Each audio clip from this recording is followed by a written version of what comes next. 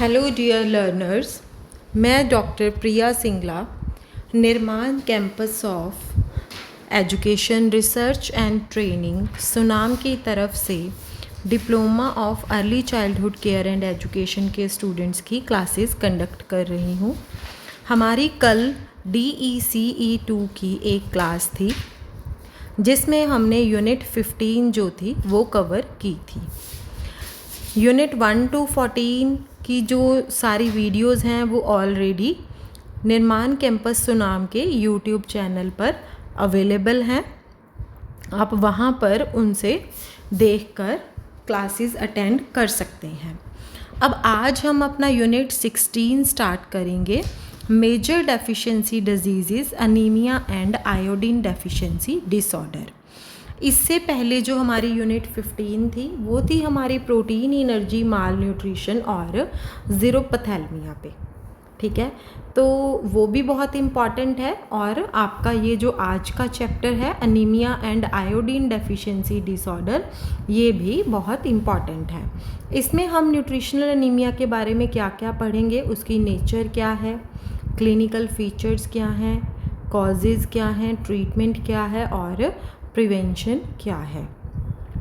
Iodine deficiency disorder में हम क्या पढ़ेंगे कि उसकी नेचर क्या है, क्लिनिकल फीचर्स क्या हैं, है ना, कॉजेज़ क्या हैं और उसका कंट्रोल क्या है। सबसे पहले हम पढ़ते हैं न्यूट्रिशनल अनीमिया। न्यूट्रिशनल अनीमिया से ही ये बात बिल्कुल क्लियर है कि उस तरह का अनीमिया हो जाना जो कि न्यूट्रिशन की डेफिशिएंसी की वजह से हो जाता है। अनीमिया क्या है? ये एक न्यूट्रिशनल डिसऑर्डर है जो कि आम तौर पर जो रिप्रोडक्टिव एज ग्रुप की औरतें होती हैं, मतलब जिनको पीरियड्स आने स्टार्ट हो जाते हैं, मेनली उन औरतों की यहाँ पर बात की जाती है, और यंग बच्चे जो होते हैं उनमें अनीमिया बहुत ही कॉमन होता है। कहते कि ये एक डाटा है जिसमें ये बताया गया है कि 50% से ज़्यादा जो प्रेग्नेंट वमेंस हैं हमारी कंट्री में वो अनीमिक होती हैं, यानी कि उनको अनीमिया होता है। अनीमिया मीन्स एक इंसान में हीमोग्लोबिन एंड प्रोटीन की कमी हो जाना। ठीक है, अनीमिया क्या है? अनीमिया मेनली जो किस कारण से अनीमिया हो जाता है, अनीमिया की वजह से क्या हो जाता है, कई बार क्या होता है जब कोई प्रेग्नेंट वमेन होती है तो उसके बेबी प्री मैच्योर बेबीज़ हो जाते हैं, इसके चांसेस बहुत ज़्यादा बढ़ जाते हैं। बच्चों के बर्थ के टाइम पे जो वेट है वो काफ़ी कम होता है और डेथ के चांसेस भी बच्चों के ज़्यादा हो जाते हैं बर्थ के टाइम पे। अब प्री स्कूल बच्चे जो कि 3 से 6 साल की उम्र के बच्चे हैं, उनमें उनकी जो न्यूट्रिशनल अनीमिया की प्रेवलेंस है वो क्या है, 63% तक है ना। 50% से ज़्यादा प्रेग्नेंट वमेन अनीमिक हैं हमारी कंट्री में, और प्री स्कूल चिल्ड्रन की अगर हम बात करें तो 63% जो हैं वो अनीमिक हैं। कहते कि क्या आप जानते हैं कि कौन से न्यूट्रिएंट्स की वजह से अनीमिया हो जाता है? अनीमिया मेनली जो होता है वो आयरन की डेफिशिएंसी की वजह से होता है। अब आयरन क्या है? आयरन हीमोग्लोबिन का एक पार्ट होता है।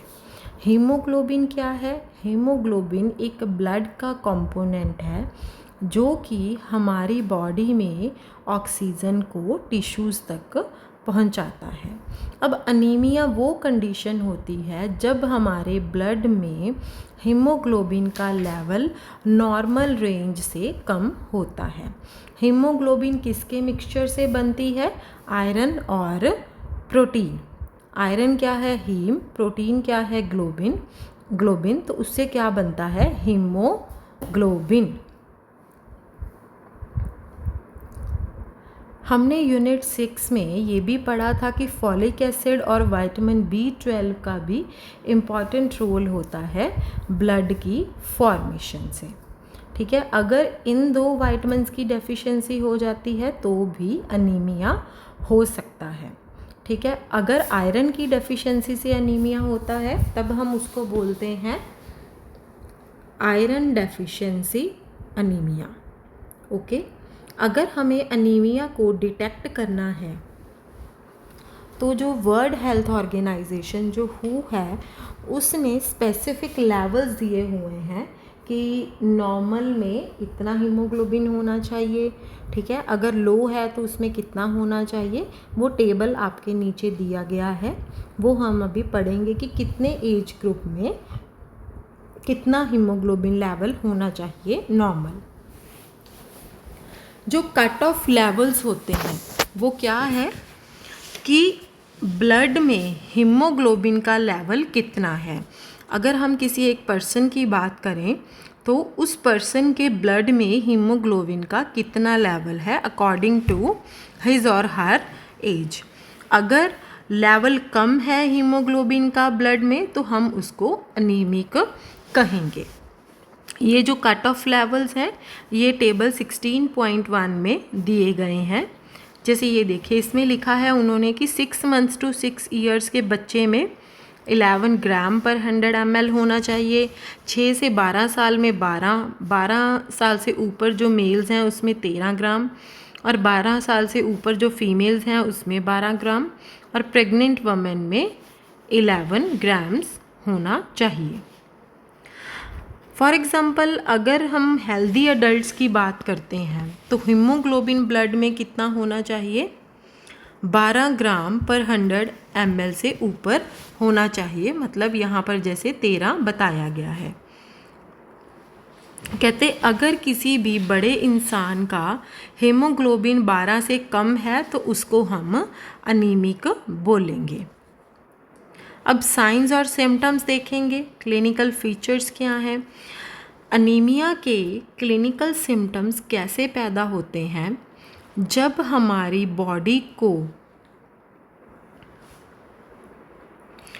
हमारी बॉडी में ऑक्सीजन की ट्रांसपोर्टेशन ब्लड के द्वारा प्रॉपर नहीं होती है, जितनी हमारी बॉडी को ऑक्सीजन की ज़रूरत होती है, तो काफ़ी ज़्यादा सिम्टम्स जो हैं वो पैदा होते हैं, जो कि फ़िज़िकल एक्टिविटी से रिलेटेड भी हो सकते हैं।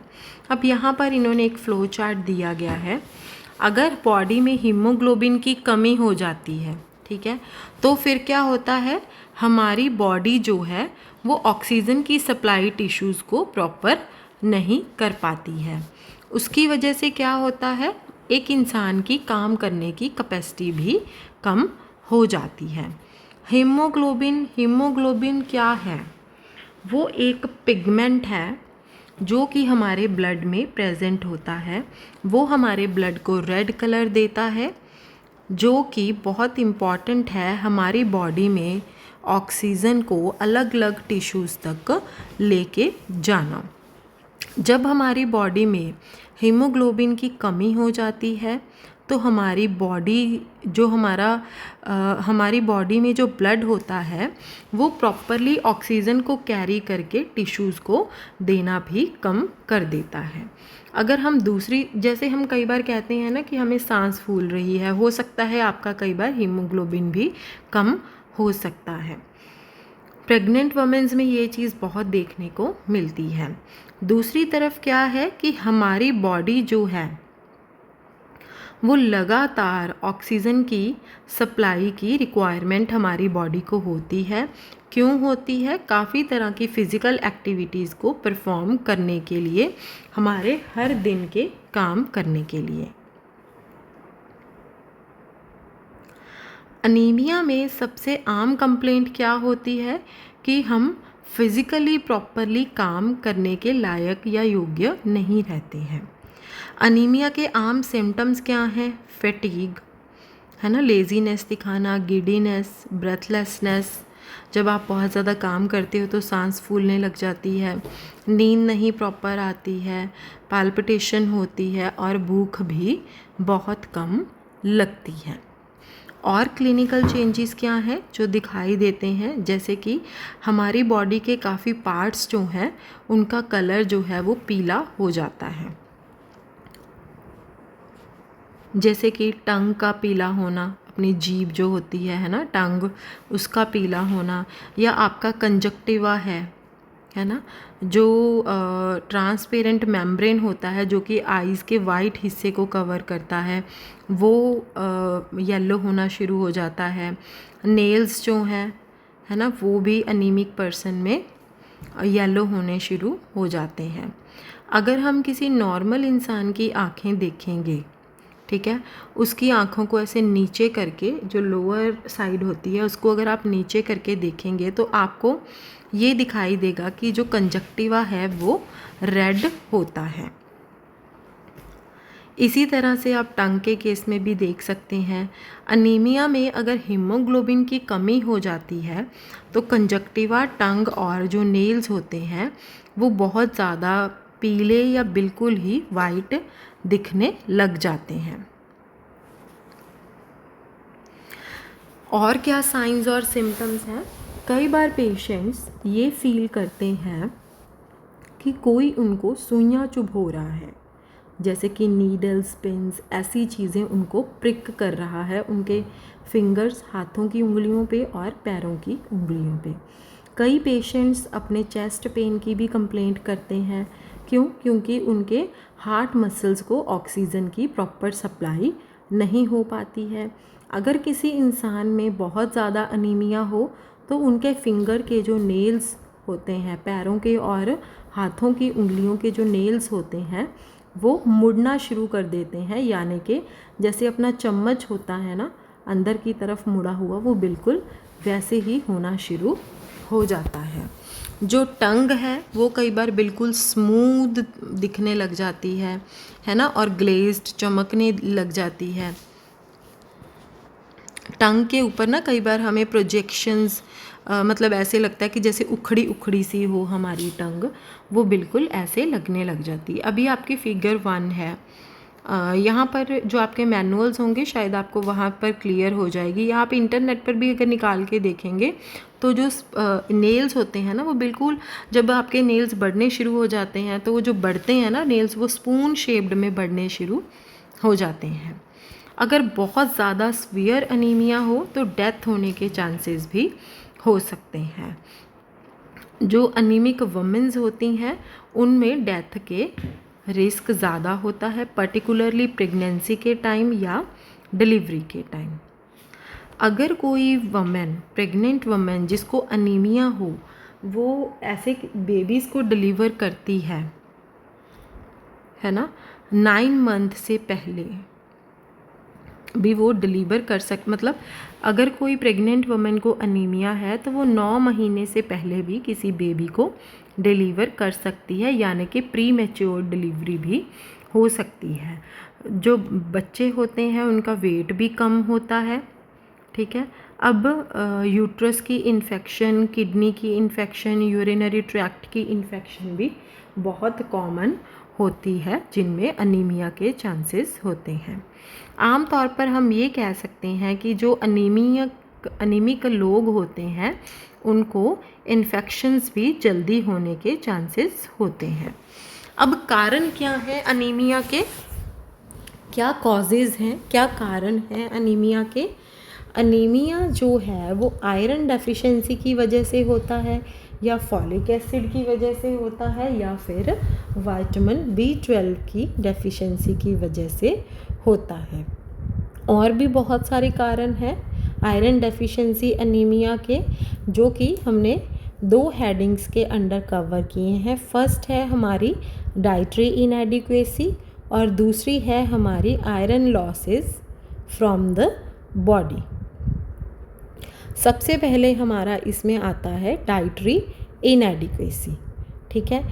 तो कहते हैं कि अगर आप कोई ऐसी डाइट ले रहे हैं जिसमें आयरन की डेफिशिएंसी है, वो आपकी बॉडी में जा रही है, उसके भी 2 कारण हो सकते हैं। एक तो आपकी आयरन डाइटरी इनटेक जो है वो आयरन से रिलेटेड काफ़ी लो होती है। दूसरा ये है कि आपकी बॉडी में आयरन की अब्जॉर्प्शन ही नहीं हो रही है। आयरन की अब्जॉर्प्शन के लिए विटामिन सी खाना साथ में बहुत ज़्यादा ज़रूरी है। अब हमने ये भी देखा जैसे कि हीमोग्लोबिन का लेवल डिफरेंट होता है हर एज ग्रुप के लिए, ऐसे ही जो आयरन की रिक्वायरमेंट होती है वो भी हर एज में डिफरेंट होती है, हर किसी की अपनी फिज़ोलॉजिकल कंडीशन के अकॉर्डिंगली। जैसे कि इन्फेंसी में अलग, प्रेगनेंसी में अलग और लैक्टेशन में अलग होती है। कहते कि आप बता सकते हैं कि ऐसा क्यों होता है। इन्फेंसी के टाइम पे जो ब्लड वॉल्यूम होता है वो इंक्रीज़ हो जाता है, इसी वजह से आयरन जो है वो हीमोग्लोबिन की फॉर्मेशन के लिए आयरन चाहिए होता है। अब प्रेगनेंसी और लैक्टेशन में क्यों चाहिए होता है?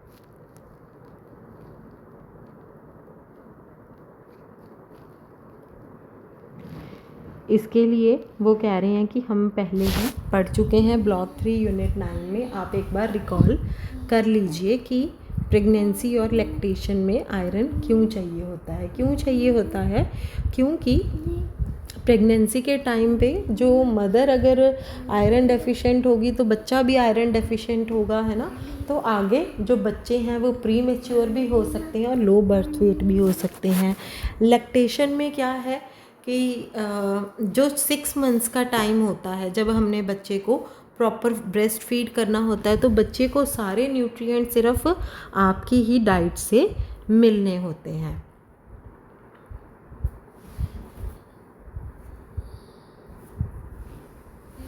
कहते कि अगर आयरन की इनटेक, ये जो आपके क्रिटिकल पीरियड्स हैं जैसे कि छोटे बच्चे, प्रेगनेंसी और लैक्टेशन, अगर आप इस टाइम के ऊपर ही प्रॉपर आयरन की इनटेक नहीं लेंगे तो क्या होगा, अनीमिया जो है वो सेट होके बैठ जाएगा। दूसरी तरफ क्या है, आप ये भी सुन के जान के बहुत ज़्यादा सरप्राइज़ होंगे कि कई लोग काफ़ी मात्रा में आयरन रिच फूड्स खा लेते हैं पर फिर भी वो अनीमिक होते हैं। इसके पीछे क्या रीज़न हो सकता है? हमारे इंडिया में बहुत सारे लोग ऐसे हैं जो कि अपने इकोनॉमिकल कंडीशंस की वजह से या अपने और सोशियो कल्चरल रीजंस की वजह से सिर्फ वेजिटेरियन फूड्स ही कंज्यूम करते हैं। वेजिटेरियन फूड्स में प्रॉपर अमाउंट में अब्जॉर्बेबल आयरन नहीं होता है क्योंकि वेजिटेरियन फूड्स में बहुत सारे इनहिबिटर्स होते हैं जो कि इनहिबिट मतलब जो कि आयरन की अब्जॉर्प्शन को रोकते हैं। दूसरी तरफ क्या है, जो एनिमल फूड्स होते हैं उनमें जो आयरन होता है वो बहुत अच्छी तरह से अब्जॉर्ब हो जाता है क्योंकि एनिमल फूड्स में एनहांसर्स होते हैं, ठीक है। पर एनिमल फूड्स जो होते हैं वो बहुत एक्सपेंसिव होते हैं और हमारे इंडिया में बहुत सारी फैमिलीज़ ऐसी हैं जो कि अपने सोशो कल्चरल रीज़न और इकोनॉमिक रीजन की वजह से एनिमल फूड्स को नहीं कंज्यूम करते हैं। अब जब अब्जॉर्प्शन ही नहीं होती है ना, तो क्या है, पीपल जो हैं वो वेजिटेरियन डाइट्स जो कंज्यूम करते हैं उनमें आयरन की अब्जॉर्प्शन ही प्रॉपर नहीं होती है तो वो अनीमिक हो जाते हैं। दूसरा है हमारा लॉसेस ऑफ आयरन। अब आपको ये पता चलेगा कि आयरन कहाँ कहाँ लॉस होता है। सबसे कारण है कि हमारी बॉडी में से आयरन जो है उसका लॉस बढ़ता रहता है। जैसे अब रिप्रोडक्टिव एज ग्रुप की औरतों की हम बात करें तो उनमें हर महीने आयरन जो है वो लॉस होता रहता है। क्योंकि मेंसेस के कारण मेंस्ट्रुअल लॉस होता है ब्लड में। ठीक है। मेंस्ट्रुअल लॉस के बिना प्रेगनेंसी के टाइम पे भी आयरन का काफ़ी ज़्यादा लॉस हो जाता है, डिलीवरी के टाइम पे और लैक्टेशन के टाइम पे भी एक औरत के शरीर से आयरन काफ़ी मात्रा में लॉस होता है। प्रेगनेंसी के टाइम पे क्या होता है, जो फीटस होता है, जो बच्चा होता है माँ के अंदर, पेट के अंदर, है ना, वो आयरन अपनी बॉडी में काफ़ी मात्रा में स्टोर करके रख लेता है ना। तो ये जो आयरन की स्टोरेज होती है ये कहाँ से आती है, जो मदर डाइट लेती है वही आयरन बच्चा फीटस जो होता है वो अपने अंदर स्टोर करके रख लेता है। अगर वो डाइट ही प्रॉपर नहीं होगी तो क्या होगा, बच्चे और माँ को दोनों को आयरन डेफिशिएंसी हो सकती है। डिलीवरी के टाइम भी ब्लड का जब लॉस होता है तो उसमें आयरन का लॉस भी होता ही होता है ना। तो इस टाइम मदर को आयरन की एडिशनल डिमांड की एडिशनल रिक्वायरमेंट चाहिए होती है। अगर हम किसी औरत की प्रॉपर केयर नहीं करेंगे उसके पीरियड्स के टाइम पे तो उसको अनीमिया भी हो सकता है।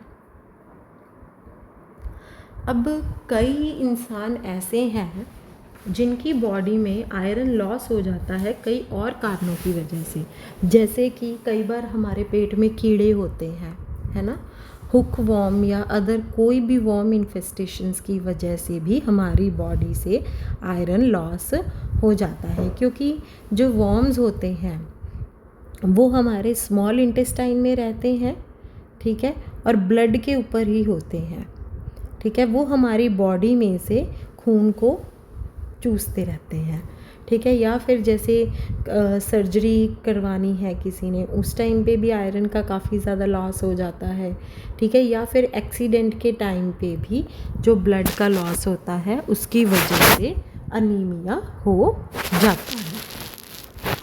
नेक्स्ट है हमारा, ये था आयरन डेफिशिएंसी एनीमिया। अब है हमारा folic acid and vitamin B12 deficiency anaemia. Anaemia folic acid और विटामिन B12 की डेफिशिएंसी के कारण भी हो सकता है।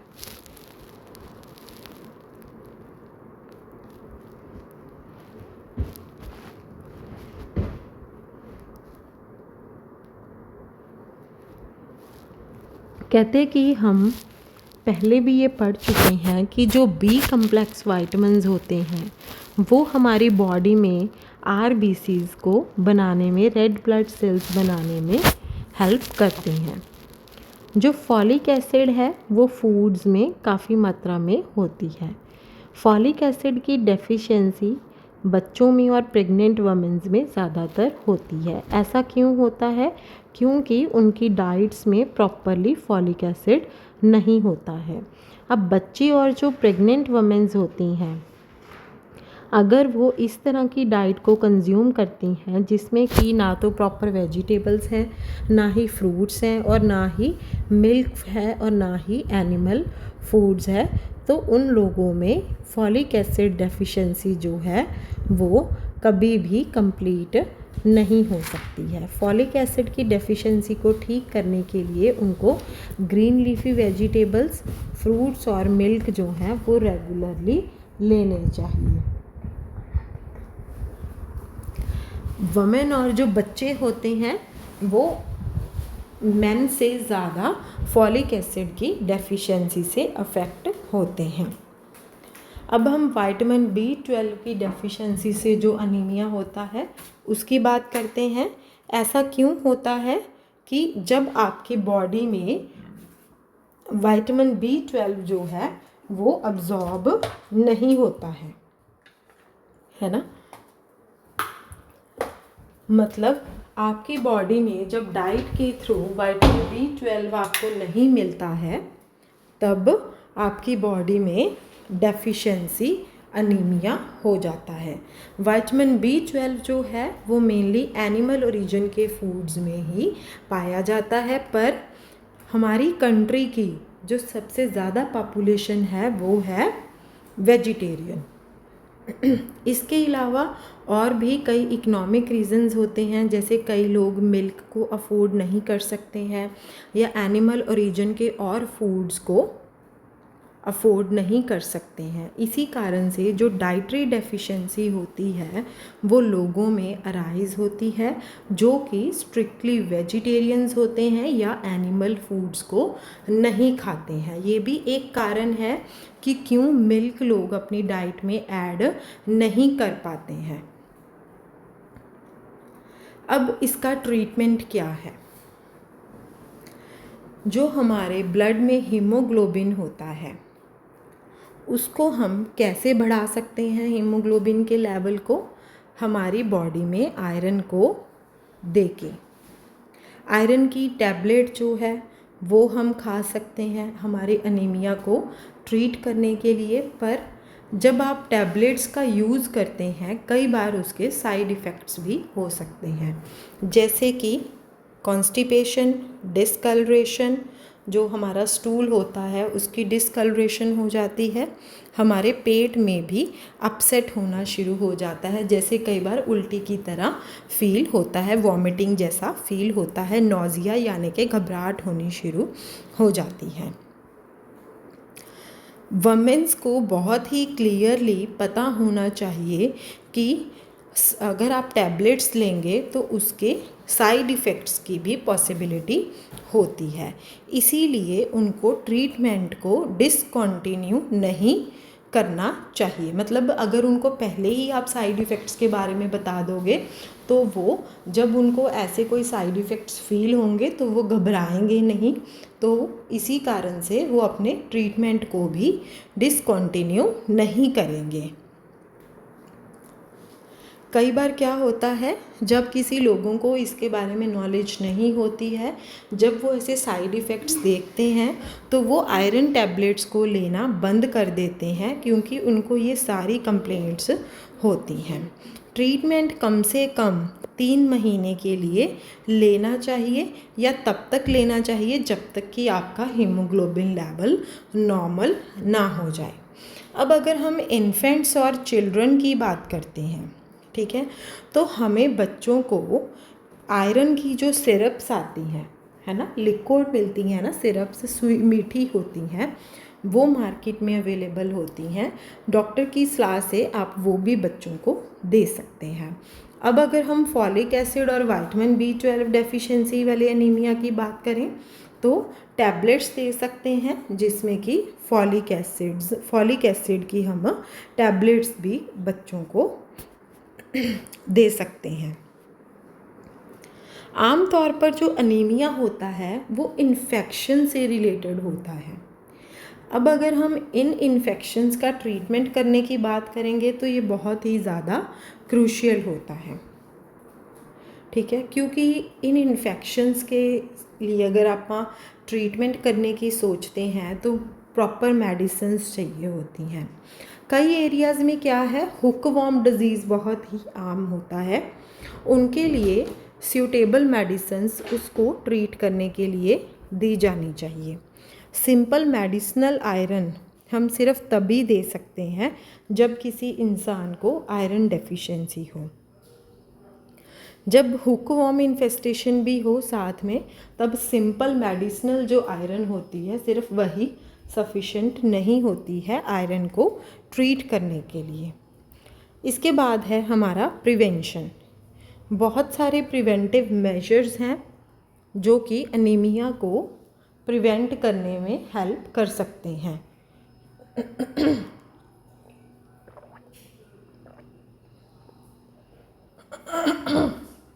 सॉरी। सबसे पहले हमारा है डाइटरी मेजर्स।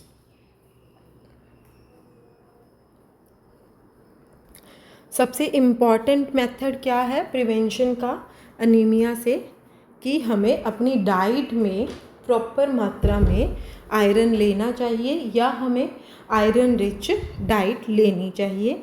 आम तौर पर पर्टिकुलरली वो औरतें जो कि विलेजेस में रहती हैं या अर्बन स्लम्स में रहती हैं, उनको हमें प्रॉपरली एजुकेट करना चाहिए कि हमें अनीमिया से वो अपने आप को कैसे बचा सकती हैं, इसकी क्या इम्पॉर्टेंस है ना। और हमें उनको ये भी एनकरेज करना चाहिए कि उनको लगातार रेगुलर बेसिस के ऊपर आयरन रिच फूड्स जो हैं वो कंज्यूम करने चाहिए। ठीक है, अब आयरन के जो इनएक्सपेंसिव सोर्सेज हैं वो कौन कौन से हैं। सबसे पहली हरे पत्ते वालियाँ सब्जियाँ। कई बार ना स्टूडेंट्स इसमें कंफ्यूज कर जाते हैं ग्रीन वेजिटेबल्स में। जब ग्रीन वेजिटेबल्स की बात होती है तब लीफ़ी वेजिटेबल्स की भी बात होती है। ग्रीन लीफ़ी वेजिटेबल्स जो कि पत्ते वाली सब्जियां होती हैं हरे रंग की, वो आयरन में रिच होती हैं, जैसे कि पालक, चुलाई, है ना। और कौन से हैं इनएक्सपेंसिव सोर्सेज, राइस फ्लेक्स जिसको हम पोहा बोलते हैं, ठीक है, ग्राउंड नट्स, मूंगफली, दालें, मीट, लीवर भी अच्छे डाइटरी सोर्सेज हैं। अगर आप लाइक करते हैं और उसको अफोर्ड कर सकते हैं तो आपको मीट और लीवर भी कंज्यूम करने चाहिए, ठीक है। पर साथ में हमें प्रॉपर मात्रा में विटामिन सी और प्रोटीन रिच फूड्स ज़रूर लेने चाहिए, क्योंकि अगर आप सिर्फ आयरन ले रहे हैं, विटामिन सी और प्रोटीन रिच फूड्स को नहीं खा रहे हैं, तो क्या होगा, आपकी बॉडी में आयरन अब्जॉर्ब नहीं होगा, ठीक है। प्रोटीन और विटामिन सी रिच फूड्स जो होते हैं वो आपकी बॉडी में आयरन को अब्जॉर्ब करवाते हैं। जब आपकी बॉडी में आयरन हजम ही नहीं होगा, ठीक है, तो आयरन रिच फूड्स लेने का भी कोई फ़ायदा नहीं है। एक आप मील के साथ या मील के बाद इमीडिएटली आपको चाय नहीं पीनी है। उससे क्या होता है कि वो आपकी आयरन की अब्जॉर्प्शन को बॉडी में रोक देता है। दूसरा प्रिवेंशन हमारा है फोर्टिफिकेशन ऑफ फूड्स, है ना। कहते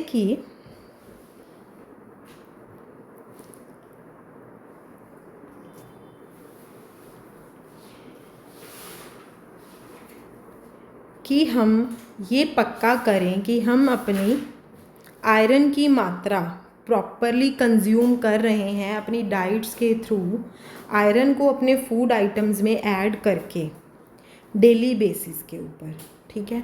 अब फोर्टिफिकेशन क्या होती है, सबसे पहले हम ये देखते हैं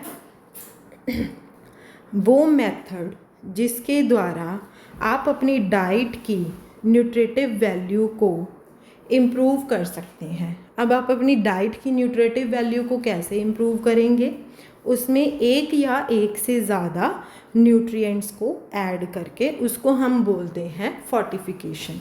जैसे यहाँ पर वैसे वो एग्ज़ाम्पल जाएगी नहीं, पर मैं आपको फोर्टिफिकेशन के एक एग्ज़ाम्पल दे रही हूँ। आप जब भी कभी कोई सॉल्ट या आप मिल्क की बात करो, है ना, मिल्क जब आप लेने जाएंगे ना, पैकेट वाला दूध, तो उसमें कईयों में लिखा होता है विटामिन डी फोर्टिफाइड, है ना। तो वो मेथड जिसके थ्रू आप अपनी डाइट की न्यूट्रिटिव वैल्यू को बढ़ा सकते हैं, कैसे बढ़ा सकते हैं, उसमें एक या एक से ज़्यादा न्यूट्रिएंट्स को ऐड करके, उसको हम बोलते हैं फोर्टिफिकेशन।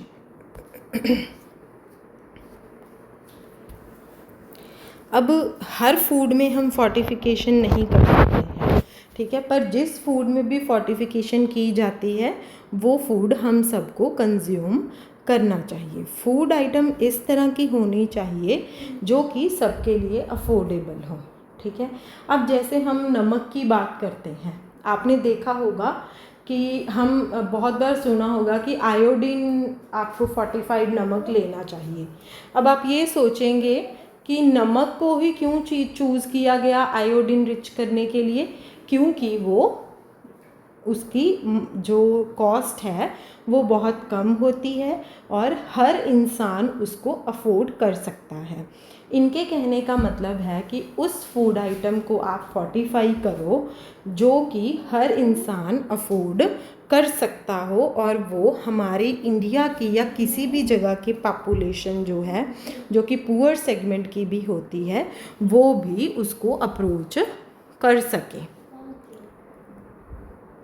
सॉल्ट की बात देखो इन्होंने यहाँ पे की है जो अभी हमने की थी।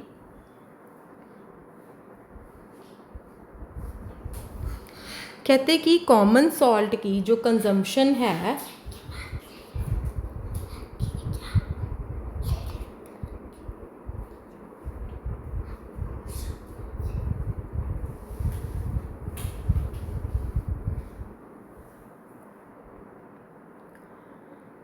कॉमन सॉल्ट की कंजम्पशन जिसमें आयरन भी ऐड किया गया हो वो हीमोग्लोबिन लेवल्स को इंक्रीज़ कर सकती है और अनीमिया की प्रेवलेंस को भी कम कर सकती है।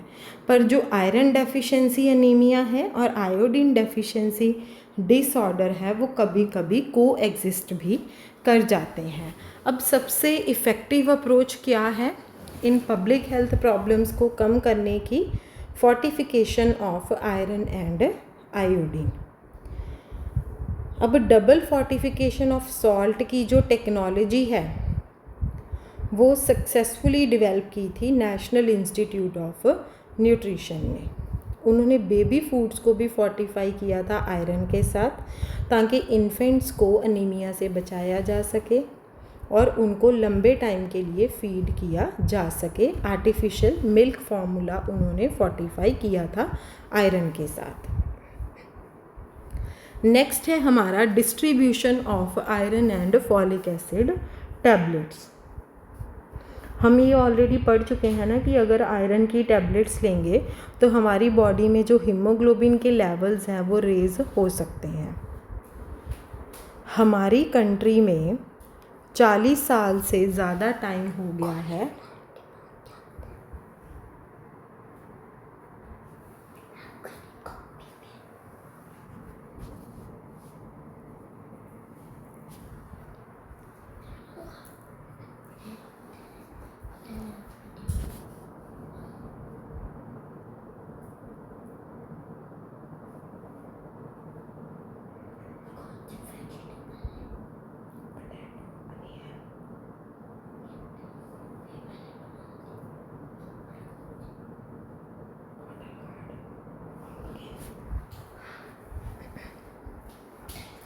40 साल से ज़्यादा टाइम हो गया है हमारी कंट्री में आयरन और फॉलिक एसिड की टेबलेट की डिस्ट्रीब्यूशन वल्नरेबल सेक्शन को करते हुए वमेन, प्रेग्नेंट और lactating women, family planning acceptors और बच्चे जो कि 1 से 5 साल के हों, जिन लोगों को भी इसकी सबसे ज़्यादा नीड होती है उनको डिस्ट्रीब्यूट करती है। हमारी गवर्नमेंट ऑफ इंडिया ने एक प्रोग्राम इम्प्लीमेंट किया था, national nutrition anaemia control programme 1970 से। उस प्रोग्राम के अंडर जितने भी बेनिफिशरीज़ हैं जिनके अभी मैंने ऊपर सारा कहा, प्रेग्नेंट वुमेन, लैक्टेटिंग वुमेन, बच्चे, इन सबको उन्होंने आयरन और फॉलिक एसिड दी है डेली 100 दिन के लिए कम से कम। ये क्यों दी गई है? ताकि हमारी कंट्री में अनीमिया की प्रेवलेंस को कंट्रोल किया जा सके। ये सारे इनिशिएटिव्स या प्रोग्राम्स जो हैं जो कि अनीमिया को बचाने के लिए किए जाते हैं, ये सारे head of national iron plus initiative के अंडर आते हैं। इस इनिशिएटिव के अंडर जितने भी ज़्यादा बेनिफिशरीज़ होते हैं उनको ग्रुप में ऐड कर लिया जाता है। सबसे इम्पॉर्टेंट बात क्या है कि मदर्स को एजुकेट करना बहुत ज़रूरी है, सारी कम्युनिटीज़ को एजुकेट करना बहुत ज़रूरी है।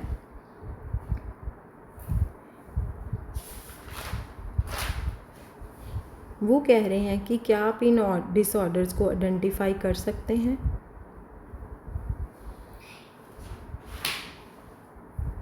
पिक्चर्स दी हुई हैं।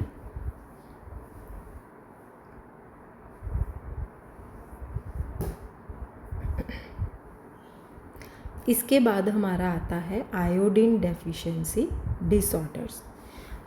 जो हमने अभी न्यूट्रिशनल अनीमिया पढ़ा है वो भी बहुत इम्पॉर्टेंट है और आयोडीन डेफिशिएंसी डिसऑर्डर भी बहुत इम्पॉर्टेंट है।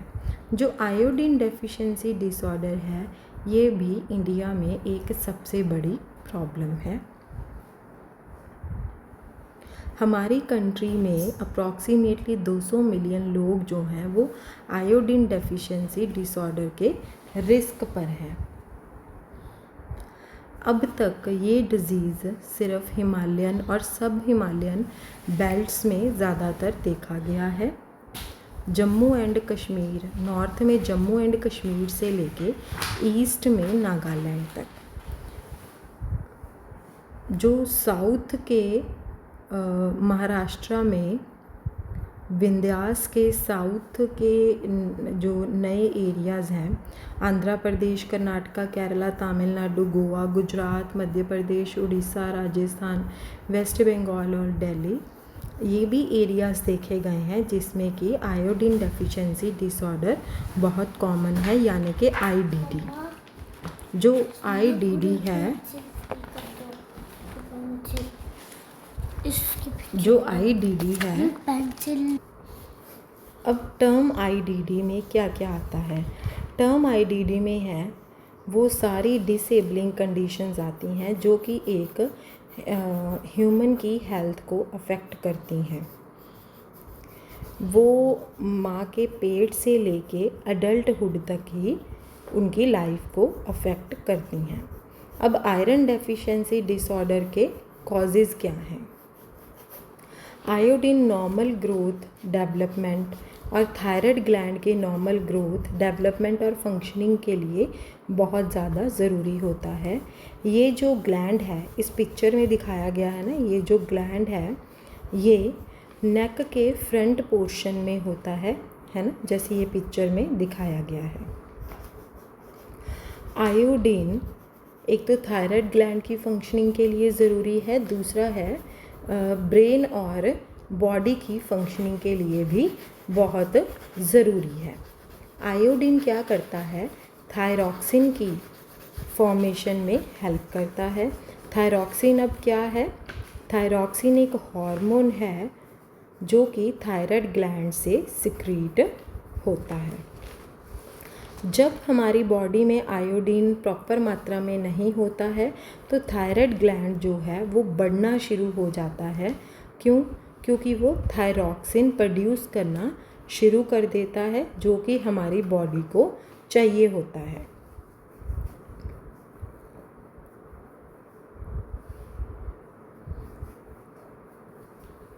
आमतौर पर क्या होता है, हमें आयोडीन कहाँ से मिलता है? हमें फूड और वाटर से मेनली आयोडीन मिलता है। पर कई एरियाज़ ऐसे हैं जहाँ पर आयोडीन डेफिशिएंसी डिसऑर्डर बहुत ही ज़्यादा कॉमन है। उस जगह पे जो सॉइल है, वाटर है या फूड है, उसमें आयोडीन की मात्रा बहुत ही कम होती है। पहाड़ों में या हिली रीजन्स में क्या होता है, इन्वायरमेंट में आयोडीन की डेफिशिएंसी यानी कि सॉइल में आयोडीन की डेफिशिएंसी होती है क्योंकि काफ़ी सालों से हैवी रेन और ग्लेशियर से जो सॉइल थी वो वॉश अवे हो गई है, तो उसमें से जो न्यूट्रिएंट्स थे वो भी साथ में वॉश हो गए हैं। आयोडीन इस प्रोसेस में लॉस्ट हो जाता है। अब अगर हम प्लेन एरियाज़ की बात करें जहाँ पर बार बार फ्लड्स आते हैं, वहाँ पर भी जो आयोडीन है वो सॉइल में से ख़त्म हो जाता है। इसके कारण क्या है, पानी और सारे एनिमल और वेजिटेबल फूड्स जो हैं जो कि सॉइल के ऊपर डिपेंड थे, है ना, वो सारे आयोडीन में डेफिशिएंट हो जाते हैं। इसी कारण से जब हम वो फूड्स कंज्यूम करते हैं जिनमें कि आयोडीन की डेफिशिएंसी है तो हमारी डाइट भी आयोडीन से डेफिशिएंट हो गई। इसकी वजह से आयोडीन डेफिशिएंसी डिसऑर्डर हो जाता है। इसके बिना कई केमिकल सब्सटेंस हैं, ग्वाइट्रोजन्स जिसको हम बोलते हैं ग्वाइट्रोजन्स। ग्वाइट्रोजन्स क्या करता है, ये ग्वाइटर प्रोड्यूसिंग सब्सटेंसेस हैं। ये हमारी जो थायराइड ग्लैंड आयोडीन को यूटिलाइज़ करता है, ये उसमें इंटरफेयर करता है। जैसे अब कैबेज है या रेडिश है, इसमें ग्वाइट्रोजन्स होते हैं। जब हम इन फूड्स को ज़्यादा मात्रा में खा लेते हैं तो भी कई केसेस में आयोडीन डेफिशिएंसी हो जाती है। पर अभी तक कोई भी ऐसा एविडेंस नहीं मिला है, कम से कम इंडिया में, कि इन फूड्स को खाने की वजह से आयोडीन डेफिशिएंसी डिसऑर्डर हुआ है। उसके बाद है हमारा clinical features. Iodine deficiency disorder की फॉर्म्स हैं दो, जो कि बहुत कॉमन है, जो कि आयोडीन डेफिशिएंसी की वजह से होती हैं, goitre and cretinism. First is goitre and second is cretinism. पर आपको यहाँ पर ये याद रखना बहुत ज़रूरी है कि ये सिर्फ आयोडीन डेफिशिएंसी डिसऑर्डर के मैनिफेस्टेशंस ही नहीं है। इनफैक्ट ये जो टर्म है आयोडीन डेफिशिएंसी डिसऑर्डर, इसमें बहुत सारी क्रिपलिंग कंडीशंस भी इंक्लूड होती हैं, जिसमें कि ग्वाइटर, मेंटल रिटार्डेशन भी हो सकती है, सुनने के उसमें भी डिफेक्ट पड़ सकता है, आइज़ में स्क्विंट आ सकता है, खड़े होने में डिफ़िकल्टी हो सकती है, नॉर्मल चलने में डिफ़िकल्टी हो सकती है, जो लिम्स हैं वो टेढ़े भी हो सकते हैं। अगर किसी वुमेन में आयोडीन डेफिशिएंसी है तो उसमें अबॉर्शन होने के चांसेस भी ज़्यादा होते हैं और बच्चे स्टिल बर्थ्स यानी कि मरे हुए बच्चे भी पैदा हो सकते हैं। उनके बच्चे, जो आयोडीन डेफिशिएंट वुमेन के जो बच्चे पैदा होंगे वो डीफॉर्म्ड भी हो सकते हैं, मेंटली डेफिशिएंट भी हो सकते हैं, इवन उन बच्चों को क्रेटिन्स भी हो सकता है। ये सारी प्रॉब्लम्स ही सिंपली आयोडीन डेफिशिएंसी की कमी की वजह से होती हैं। जो ग्वाइटर है वो बहुत ही लीस्ट ट्रेजिक है सारे आयोडीन डेफिशिएंसी डिसऑर्डर्स का। अब हम ग्वाइटर और क्रेटिनिज्म के बारे में पढ़ेंगे।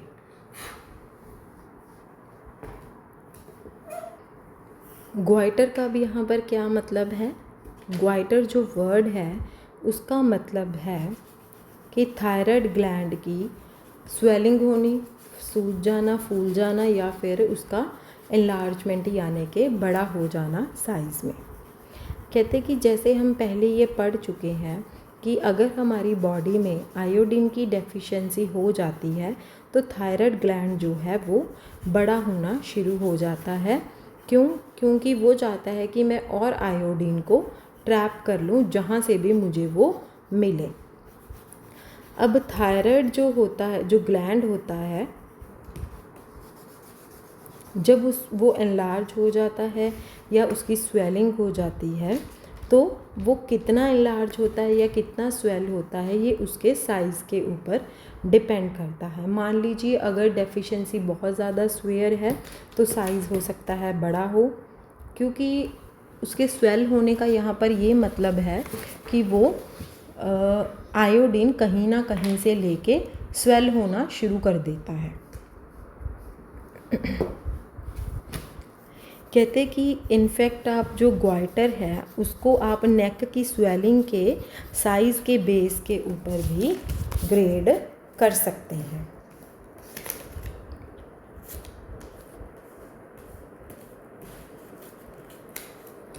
कई बार क्या होता है, एक तरफ ये है कि जो स्वेलिंग कई बार ऐसी होती है कि उसको हम अगर बहुत ध्यान से उसका एग्ज़ामिनेशन करें वो हमें तभी दिखाई देती है जब पेशेंट का नेक थोड़ा सा स्ट्रेच किया जाए, और दूसरी तरफ क्या है कि स्वेलिंग इतनी ज़्यादा बड़ी होती है ना, जैसे कि हम जिसको मॉन्स्टर ग्वाइटर भी बोल सकते हैं, जो कि काफ़ी ज़्यादा डिस्टेंस से भी दिखाई देती है। जैसे कि ये 16.3 है, इसमें काफ़ी ज़्यादा डिस्टेंस से भी आपको ये दिखाई दे सकती है ना, ग्वाइटर कितना बड़ा है इसमें।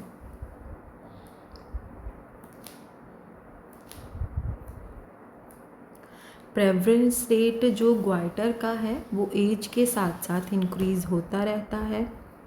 जब तक बच्चा एडोलेसेंस की एज तक पहुंच जाता है तब तक इसका प्रेवलेंस रेट जो है वो बढ़ जाता है। ये मेनली गर्ल्स में बॉयज़ के कंपैरेटिवली ज़्यादा होता है। इनफैक्ट अगर हम इसको फाइंड आउट करना चाहें कि जो ग्वाइटर है वो किसी एरिया की ही मेजर प्रॉब्लम है तो हमें एक कंट्रोल प्रोग्राम हम स्टार्ट करना चाहिए, जहाँ पर ग्वाइटर रेट जो है वो 8 से 14 साल की उम्र के बच्चों का हम एज अ इंडिकेटर यूज़ कर सकते हैं ये जानने के लिए कि जो एरिया है वो हाईली अफेक्टेड है या नहीं है। कहते कि हम 10% जो है इसको एज अ इंडिकेशन ले सकते हैं कि जो ग्वाइटर है वो एक इम्पॉर्टेंट हेल्थ प्रॉब्लम है एक पर्टिकुलर एरिया में। इसके बाद हम अब पढ़ रहे हैं क्रेटिनिज़म। क्रेटिनिज़म क्या है? ये बहुत ही ज़्यादा स्वेयर मैनिफेस्टेशन है आयोडीन डेफिशिएंसी डिसऑर्डर की। क्रेटिनिज़म क्या होता है? क्रेटिनिज़म क्या है? ये आयोडीन डेफिशिएंसी का बहुत ही ज़्यादा गंदा इफ़ेक्ट होता है इन्फेंट और यंग चाइल्ड पे। अब हम ये देखते हैं कि कैसे एक बच्चा जो है वो क्रेटिन हो जाता है। कहते जब एक बच्चा जो है वो एक मदर के वॉम्ब में ग्रो होता है, एक बच्चा जब माँ के पेट में होता है तब उसको अपनी नॉर्मल ग्रोथ के लिए और अपने बॉडी और ब्रेन की डेवलपमेंट के लिए एक प्रॉपर मात्रा में आयोडीन की सप्लाई की ज़रूरत होती है। तब उस टाइम पे सिर्फ जो मदर की डाइट ही होती है या मदर की डाइट बॉडी जो होती है, अगर हम उसको एसेंशियल आयोडीन प्रोवाइड कर सकती है। ठीक है, अगर मदर की डाइट जो है वो आयोडीन में डेफिशिएंट होगी तो जो फिटस है मदर के वॉम में उसमें भी ज़रूरी न्यूट्रिएंट्स की कमी हो जाती है। अगर मदर जो है वो बहुत ज़्यादा डेफिशिएंट है तो जो फिटस है जो कि मदर के वॉम में है उसका ब्रेन है और जो बॉडी है वो सीरियसली और परमानेंटली स्टंट हो जाती है, यानी कि कई बार वो छोटी रह जाती है। ठीक है, और बच्चा जो उस मदर को बॉर्न होता है उसको हम बोलते हैं क्रेटिन। मतलब वो बच्चा चलने के योग्य नहीं होता, बोलने के योग्य नहीं होता और ना ही नॉर्मली सोचने के योग्य होता है।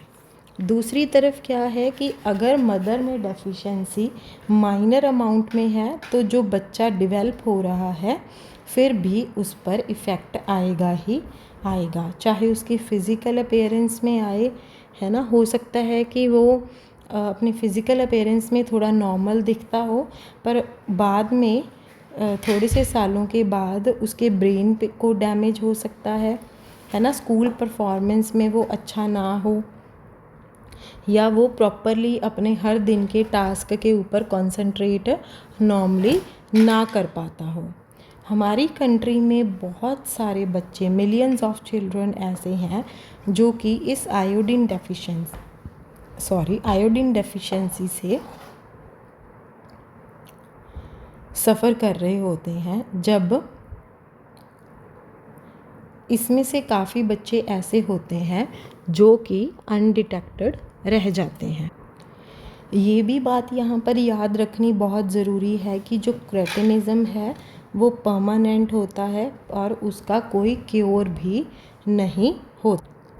कहते कि फॉर्चुनेटली हमारी कंट्री में बहुत सारे एरियाज़ ऐसे हैं जहाँ पर क्रेटिनिज़म आज भी कॉमन है, पर ये भी साथ में देखा गया है कि जो सीवियरली आयोडीन डेफिशिएंट एरियाज़ हैं उसमें 80% से ज़्यादा बच्चे जो हैं वो डिसेबल्ड हैं किसी न किसी हद तक, सिर्फ आयोडीन डेफिशिएंसी डिसऑर्डर की वजह से।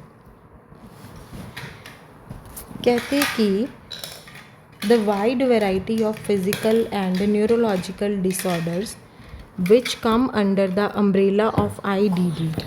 कहते कि जो IDD यानी कि आयोडीन डेफिशिएंसी डिसऑर्डर में कि अम्ब्रेला के अंडर आ जाते हैं, ठीक है, जिनमें आयोडीन डेफिशिएंसी हो जाती है उनमें बहुत ज़्यादा फिज़िकल और न्यूरोलॉजिकल डिसऑर्डर्स जो हैं वो दिखाई देने लग जाते हैं। इसको हम माइक्रोन्यूट्रिएंट डेफिशिएंसी भी बोल सकते हैं, जिसकी कि पब्लिक हेल्थ इम्पोर्टेंस में बहुत ज़्यादा इम्पोर्टेंस है। नेक्स्ट है हमारा कंट्रोल। कहते हैं कि जो आयोडीन डेफिशिएंसी है वो मेनली आयोडीन इनटेक की कम मात्रा लेने से होती है। अब इसकी कंट्रोल स्ट्रेटजी क्या है कि हमें सफिशेंट मात्रा में आयोडीन लेनी है, स्पेशली उन लोगों के द्वारा आयोडीन की मात्रा सफिशेंट अमाउंट में लेनी है जो कि इस तरह के एरियाज़ में रहते हैं जहाँ पर आयोडीन डेफिशिएंसी डिसऑर्डर बहुत ही कॉमन है। कई मेथड्स जिसको कि हम कॉमनली यूज़ करते हैं अपनी आयोडीन इनटेक को बढ़ाने के लिए, स्पेशली उन लोगों में जो कि एंडेमिक रीजन्स में रहते हैं, जैसे कि आयोडाइज्ड सॉल्ट को यूज़ करना, ठीक है, और आयोडाइज्ड ऑयल को यूज़ करना।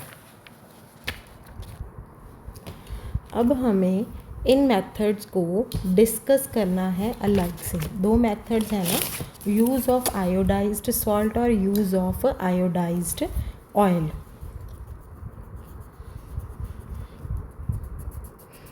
कहते कि सबसे पुराना और सबसे अच्छा मेथड आयोडीन इनटेक को इंक्रीज़ करने का क्या है, fortification of common salt with iron, with iodine, है ना।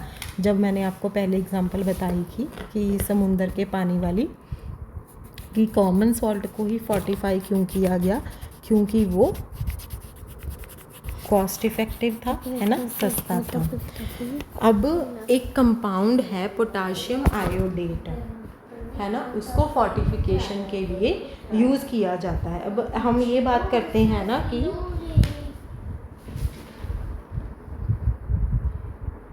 फोर्टिफिकेशन आयोडीन की फोर्टिफिकेशन कैसे करनी है कॉमन सॉल्ट में, उसके लिए एक कंपाउंड है पोटाशियम आयोडेट, है ना। पोटाशियम आयोडेट जो है उसको हम फोर्टिफिकेशन के लिए यूज़ करते हैं।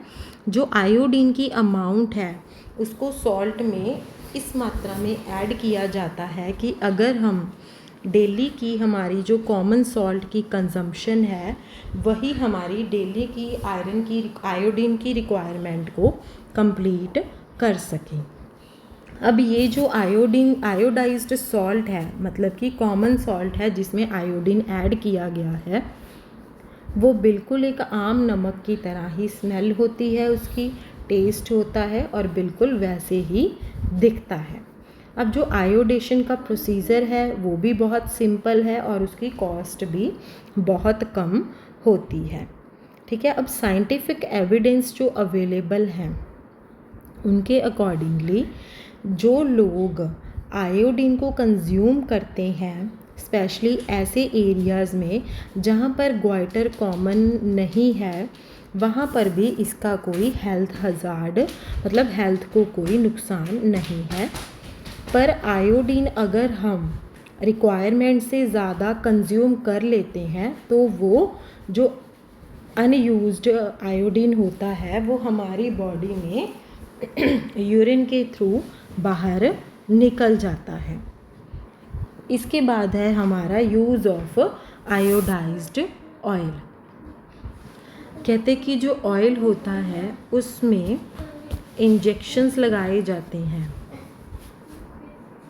इंजेक्शंस लगा के उसमें आयोडीन ऐड किया जाता है, जो कि ग्वाइटर को और क्रेटिनिज्म को कंट्रोल करने के लिए ये मेथड अडॉप्ट किया गया था, स्पेसिफिकली उन एरियाज़ में जहाँ पर आयोडीन डेफिशिएंसी डिसऑर्डर बहुत ज़्यादा सीवियर है। अब इसका एक एडवांटेज है कि अगर हम आयोडाइज्ड ऑयल की 1 ml, मतलब इंजेक्शन की 1 ml डोज़ को आयोडाइज्ड ऑयल में ऐड करते हैं तो हम एक 3 से 5 साल के इंडिविजुअल को आयोडीन डेफिशिएंसी डिसऑर्डर से प्रोटेक्ट कर सकते हैं। पर ये बहुत ही ज़्यादा एक्सपेंसिव है और हर इंसान तक पहुंचना इतना इजी नहीं है, ये इसको एक टेम्परेरी मेजर की तरह यूज़ किया जाता है, स्पेशली उन एरियाज़ में जहाँ पर ऑयल ईज़िली एक्सेसिबल नहीं है। पर आयोडाइज्ड सॉल्ट जो है वो ट्रांसपोर्टेशन प्रॉब्लम्स के कारण भी कई बार नहीं पहुँच सकता है। कहते कि आप जानते हैं कि अगर हम काफ़ी मात्रा में जो लोग हैं, अगर हम उनको इंजेक्शंस दें, ये कितना डिफ़िकल्ट है ना। तो लोग जो हैं वो इसको एक्सेप्ट भी नहीं कर सकते। इसीलिए एफ़र्ट्स किए गए हैं कि आयोडाइज्ड ऑयल, जो आयोडाइज्ड ऑयल है उसको हम डेली कुकिंग में ही यूज़ कर लें। इस तरीके से आयोडीन को इंजेक्ट भी नहीं करना है और ना ही डायरेक्टली माउथ के थ्रू भी लेना है।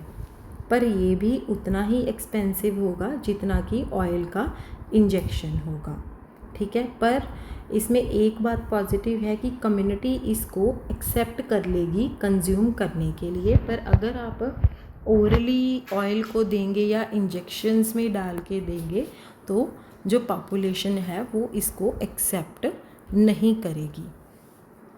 इसके अलावा आयोडीन डेफिशिएंसी डिसऑर्डर को कंट्रोल करने के लिए और भी बहुत सारे मेथड्स हैं जो अवेलेबल हैं। सॉल्ट फोर्टिफिकेशन ये बहुत ही अच्छी चॉइस है लॉन्ग टर्म प्रॉब्लम को कम करने के लिए। इनफैक्ट जो कॉमन सॉल्ट की आयोडीन के साथ फोर्टिफिकेशन है, ये एक मेजर एस्पेक्ट है इंडिया का, जो कि प्रेजेंटली चल रहा है national iodine deficiency disorder control programme के अंडर। इसमें क्या है कि लोगों को एजुकेट किया जाता है कि आयोडीन डेफिशिएंसी डिसऑर्डर के क्या खतरे हैं और कौन से आपको प्रॉपर गवर्नमेंट द्वारा क्या क्या प्रोवाइड किया जाता है और कौन से इम्पॉर्टेंट स्टेप्स हैं कि आप आयोडीन डेफिशिएंसी डिसऑर्डर को कंट्रोल कर सकते हैं। गवर्नमेंट ने ये भी नोटिफाई किया है कि कॉमन सॉल्ट जो है वो डायरेक्ट ह्यूमन कंजम्पशन के लिए बना हुआ है, इसीलिए उसी को भी आयोडाइज किया गया, ठीक है। अब अनआयोडाइज्ड सॉल्ट की सेल को रिस्ट्रिक्ट कर दिया गया है। 2005 से लेके जो नॉन आयोडाइज्ड सॉल्ट है उसकी सेल के ऊपर बैन लगा दिया गया है, मतलब उसको ह्यूमन कंजम्पशन के लिए यूज़ नहीं किया जाता। 2015-16 में जो नेशनल फैमिली हेल्थ सर्वे हुआ था उसमें ये पता लगा था कि 93% जो हाउस होल्ड्स थे वो आयोडाइज्ड सॉल्ट को यूज़ करते हैं। नेक्स्ट है आपकी एक्सरसाइज 2। इसमें भी क्वेश्चंस दिए गए हैं।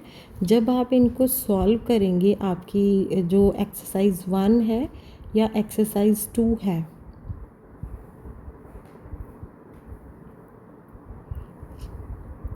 है ना, तो आपको इसके आंसर्स जो हैं वो बिल्कुल पीछे मिल जाएंगे।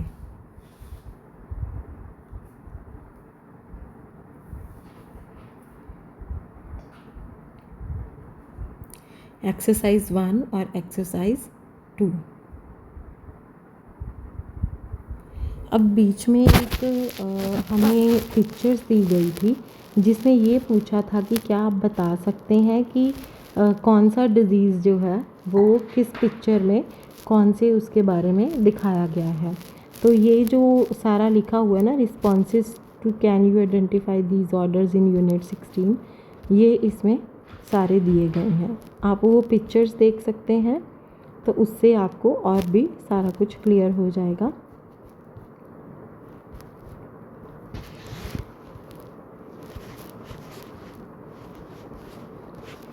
ये डेफिनेशंस हैं। अगर आपको कोई चीज़ नहीं समझ में आती है, किसी वर्ड का मीनिंग नहीं समझ में आता है, तो आप यहाँ पर देख सकते हैं, जैसे कि डीवॉर्मिंग क्या होती है, एंडेमिक क्या होता है, एंडोक्राइन ग्लैंड क्या है, फैमिली प्लानिंग एक्सेप्टर क्या है, इंट्रायूट्राइन डिवाइस क्या है, पाल्पिटेशन क्या होती है, पेप्ले ऑफ टंग क्या है, पेरीनेटल मोर्टेलिटी क्या है, सिक्वेंट क्या है, थायराइड ग्लैंड क्या है और थायरॉक्सिन क्या है। ये वर्ड्स भी आपको पता होने चाहिए। ये समरी दी गई है मेनली। इसमें मेन जो चीज़ें हैं वो क्या है,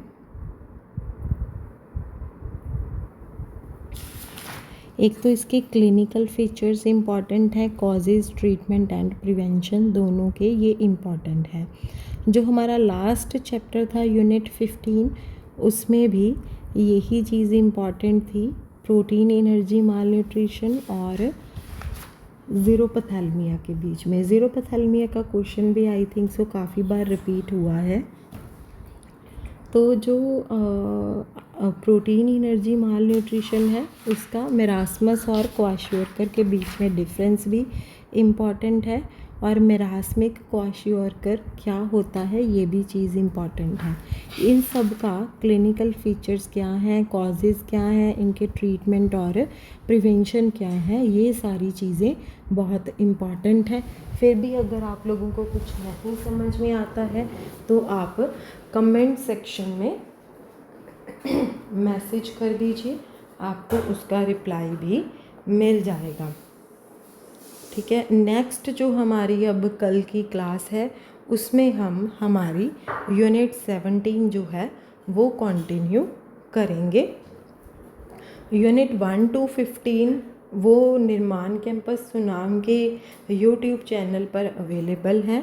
ठीक है, उसके लिंक्स मैं इस वीडियो के डिस्क्रिप्शन बॉक्स में ऐड कर दूंगी। ठीक है, जब आपकी लाइव क्लास ओवर हो जाएगी उसके बाद वीडियो में आप नीचे जाके जो डिस्क्रिप्शन बॉक्स होता है उसमें आपको ये देखने को मिल जाएंगी कि सारी जो अवेलेबल हैं, आप वहाँ पर उनका सब कुछ देख सकते हैं।